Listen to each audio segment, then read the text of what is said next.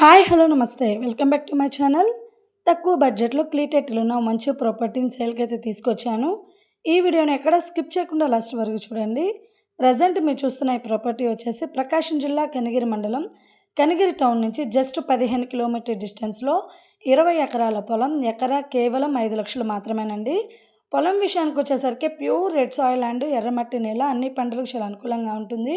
మీరు వీడియోలో క్లియర్గా చూడొచ్చండి. ప్రజెంట్ అయితే పంట వేసి కటింగ్ అయితే చేస్తున్నారు. 40 అడుగుల మట్టి రోడ్ ఆనుకొని ప్రాపర్టీ ఉంటుంది. దారికి ఇబ్బంది లేదండి.